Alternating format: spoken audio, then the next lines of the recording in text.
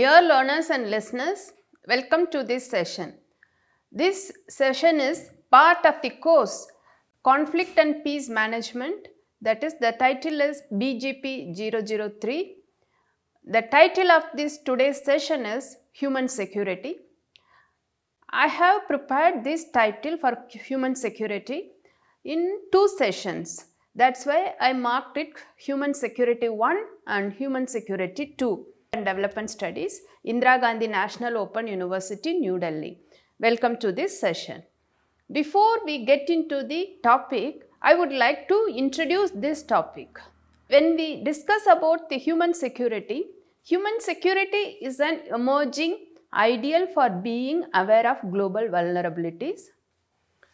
The human security recognizes that, first of all, the ultimate referent objects of security should be the individual whose well-being is not necessarily coterminous with the security of the state. Secondly, it highlights the sources of threat to the individual go far beyond interstate conflict to include, for example, internal conflict, human rights abuses, communicable diseases, environmental disorders, poverty and malnutrition. Human security holds that a people-centered, multidisciplinary understanding of security involves the number of research fields such as development studies, international relations, strategic studies, and human rights.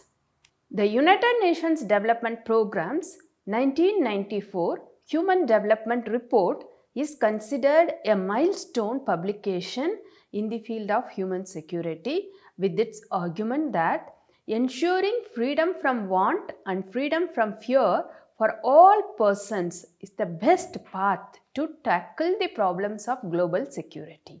You all must know about the Human Development Report. The Human Development Report at the international level is published every year by the United Nations Development Programme. United Nations Development Programme is part of the United Nations. Every year, UNDP will publish a thematic report apart from bringing certain indicators related to human development.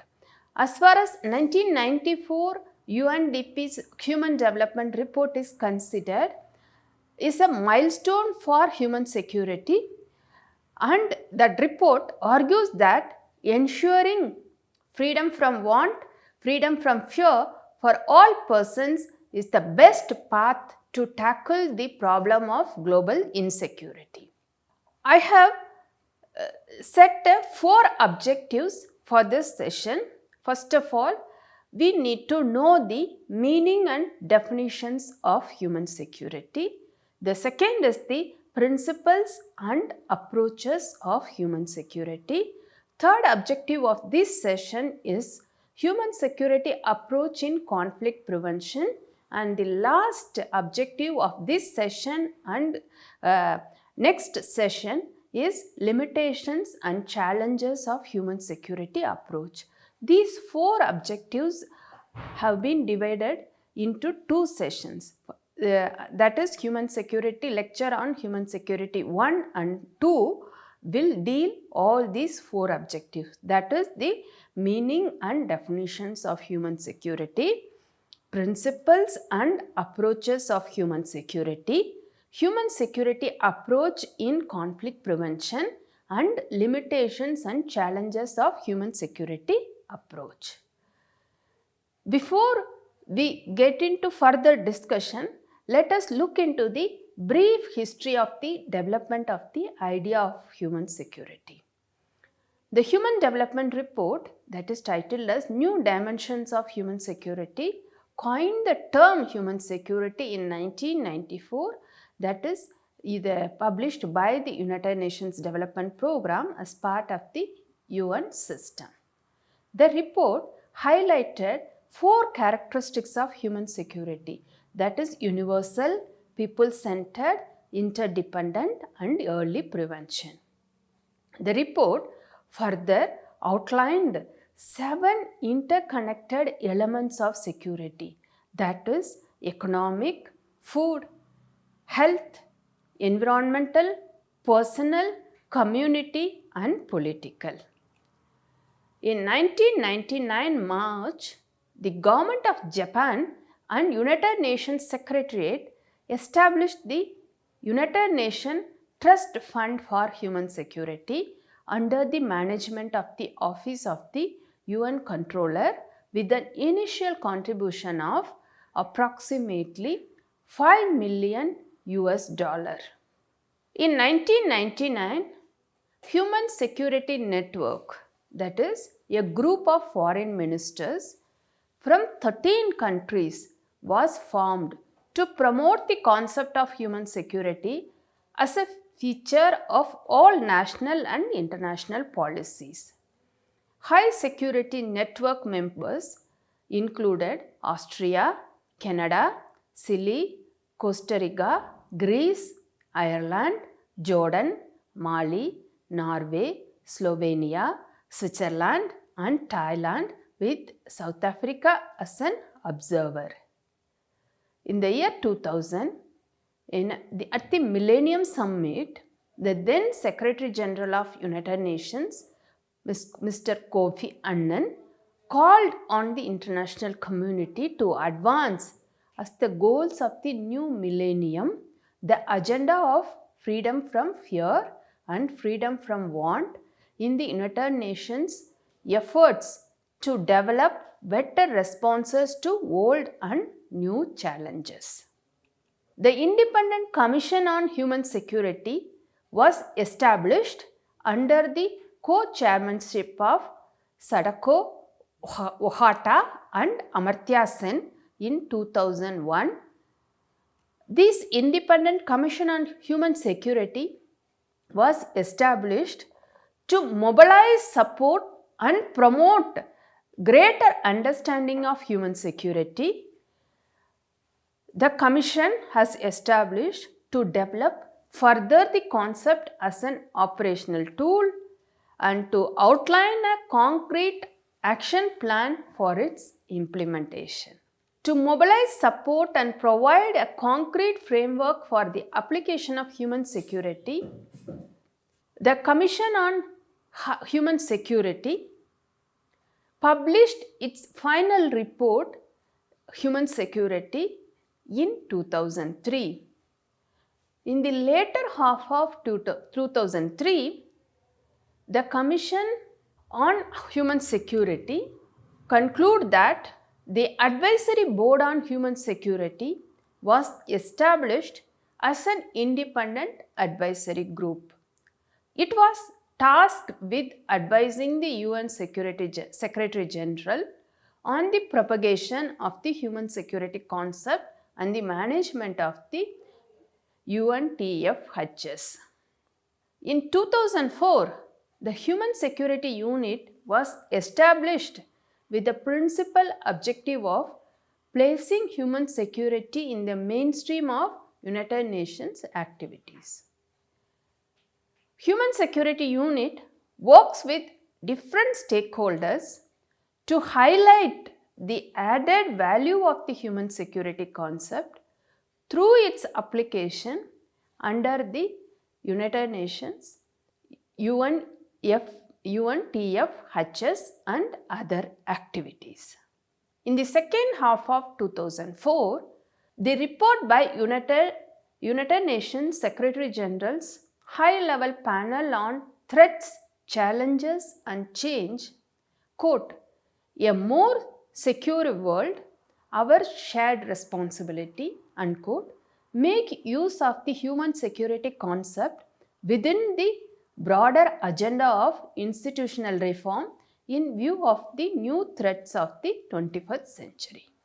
In 2005, in his final proposal for the United Nations reform, then Secretary General Dr. Kofi Annan, while not making specific reference to the term, quote, human security, nevertheless used its three components, that is, quote, freedom from fear, unquote, quote, freedom from want, unquote, and, quote, freedom to live in dignity, unquote, that is the three components One is freedom from fear, freedom from want, and freedom to live in dignity as the main thematic principles of the report titled, quote, in the larger freedom towards development, security and human rights for all, unquote. This was, you can refer this from the document A/59/2005.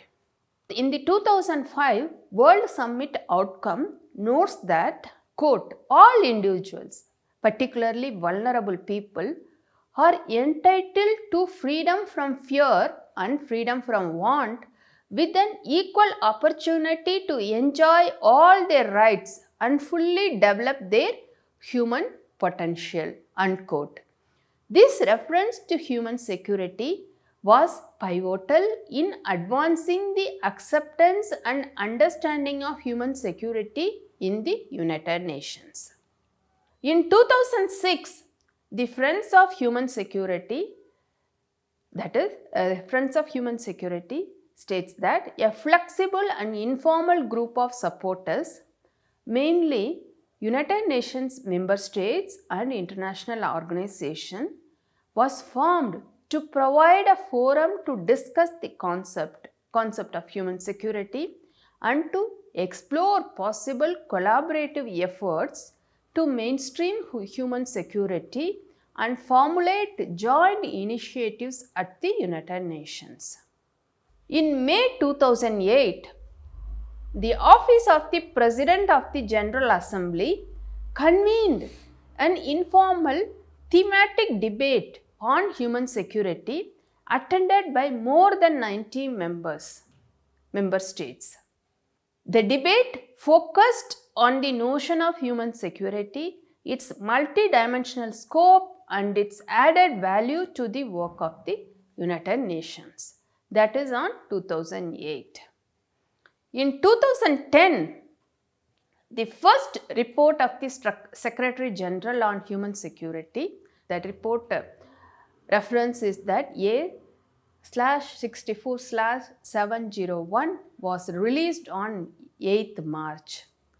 It provided an overview of discussions on human security and outlined the principles and approach for its advancement and application to the priorities of the United Nations. On 20th and 21st May 2010, a panel discussion and plenary meeting of the General Assembly was convened to consider the report of the Secretary General. On 27th July 2010, the General Assembly passed a resolution, that is, it clearly stated that, quote, follow up to paragraph 143 on human security of the 2005 World Summit outcome, unquote, in which member states recognize the need to continue discussions on human security and to agree on its definitions in the General Assembly. The Secretary General appointed Mr. Yukio Takasu as the Special Advisor on Human Security in December 2010. As a follow-up to April 14th report, the Office of the President of the General Assembly convened an informal thematic debate and panel on human security. While continued consultation was emphasized, inputs by member states confirmed the emergence of a level of consensus in which the notion of human security could be framed. In 2011, Mr. Takasu convened informal consultations with member states to ensure broad participation and inputs on the notion of human security and possible areas in which its application could bring added value to work of the United Nations. In 2012, the second report of the Secretary General was released on 5th April. The report proposed a common understanding of human security based on the views expressed by member states. A plenary meeting of the General Assembly was held on 4th June 2012 to discuss the report of the Secretary General. On 10th September 2012, the General Assembly adopted the consensus resolution, quote, follow up to paragraph 143 on human security of the 2005 World Summit outcome, unquote, in which member states agreed on a common understanding on human security. So far, we have discussed about the efforts taken by the United Nations. Now let us understand the concept of human security. As argued by the Commission on Human Security, the need for the new paradigm of security is associated with two sets of dynamics. First one is that human security in response to the complexity and to interrelatedness of both old and new security threats, that is from chronic and persistent poverty to ethnic violence, human trafficking, climate change, health pandemics, international terrorism and sudden economic and financial downturns. Such threats tend to acquire translational dimensions and move beyond traditional notions of security that focus on external military aggression alone. Secondly, human security is required as a comprehensive approach that utilizes the wide range of new opportunities to tackle such threats in an integrated manner. Human security threats cannot be tackled through conventional mechanisms alone. Instead, they require a new consensus that acknowledges the linkage and the interdependencies between development, human rights and national security. It also provides and promotes human security by identification of critical pervasive threats, prevention to see that the risk do not occur, mitigation so that if risk occur, the damage is limited, response so that victims are chronic poor survive with dignity and maintain their livelihood, respect human security by identification, prevention, mitigation of predictable side effects that threaten human security regardless of primary objective. That is, first one is we need to identify the critical pervasive threats. Second is the prevention to see that the risk do not occur. Third one is mitigation so that if risk occur, the damage is limited. Next one is response so that victims are chronic poor survive with dignity and maintain their livelihood. Next one is respect human security by identification, prevention, mitigation of predictable side effects that threaten human security regardless of primary objective. We need to see the vital core elements. Rudimentary but multidimensional set of human rights and human freedoms based on practical reason spans the freedom from fear and freedom from want, to be specified by appropriate procedures in context. And all human lives, it should be human security should be people centered, that is, it should be focused on individuals and their communities, it should be universal and it should not be discriminatory. Then we need to see the critical pervasive threats, that is, critical threats cuts into core activities and functions. And pervasive threats are large scale, recurrent dangers. Threats may be direct such as genocide or civil war. Threats may also indirect, for example under investment of financial collapse. We need to see the long term human fulfillment. Human security is not sufficient for human fulfillment. Human security process should be consistent with ongoing human development by supporting participation, freedom, institutional appropriateness and diversity. So far in this session we have seen the efforts taken by the international organizations like United Nations, and we have seen the meaning and definitions of human security, and second objective, that is principles and approaches of human security. These are the two objectives we have discussed in this session. In continuation of this session, we have recorded one more video titled as Human Security 2. So, thank you so much for listening this session. We will you can listen this session and next session to make better understanding about the human security. Thank you.